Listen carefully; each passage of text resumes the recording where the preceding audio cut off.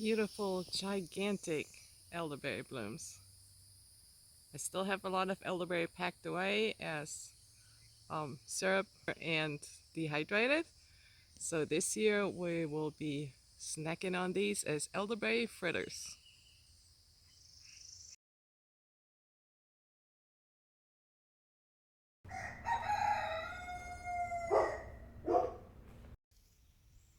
So incredibly beautiful. And these do not get washed.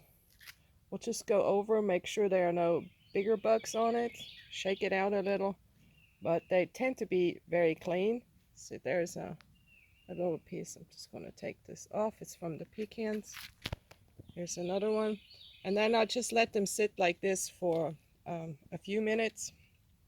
That way, if there are smaller bugs in there, they know it's no longer a valid plant and they tend to just evacuate.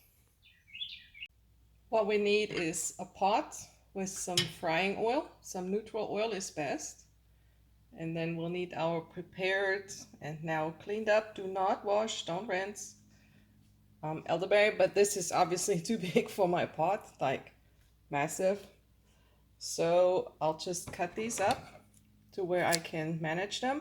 And you want to leave an inch or so on top of this flour now, because we use this to dip it into the batter. I'll just get them all prepared. There we go. Now we have, what is it, 6 little things. We also need eggs, milk, a little bit of salt, flour, and just a tiny bit of baking powder. And that just gets all whisked up together and that makes our batter.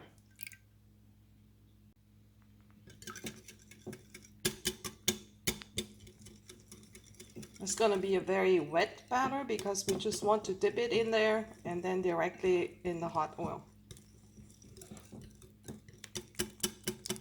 So the oil is at roughly 350. To check, we can throw a little flour petal in there. And now I put this whole thing in the batter. Dunk it in there a little bit so it's nicely coated, and then we let it drip off. And then straight into the pot, and you have to wiggle it apart a little bit. And we'll just leave it in there until it's slightly brown. You can move it around a little bit or just leave it alone. I'm usually impatient. That's about done. This takes about 2 minutes, 3 minutes. The other side's usually browner, so keep an eye on that. Don't be deceived by the top. We'll just drip it off. There it is. Now what I do, I put some cinnamon sugar on this because nothing in the batter has any sugar. If you make cinnamon sugar, it's easiest to use powdered sugar. That way it'll stick better. And every time one comes out, take a little sieve thing and get the crumbles out. Not only do they taste good as well, but they keeps them from burning in the fat until we're all done. So there's nothing black swimming around in there. Last one in. Down. This can make a mess if you're not close to the stove. Let it drip off nicely and in it goes. It'll die down really quickly.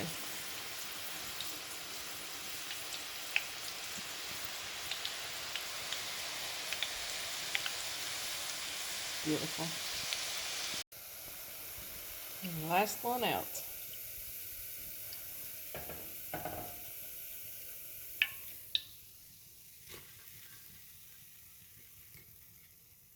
Here it is, cinnamon sugar, and then it's time to try.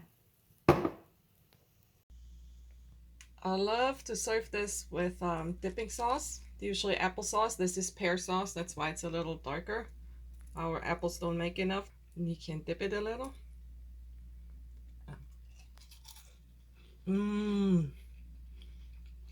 They're crunchy and they're so good.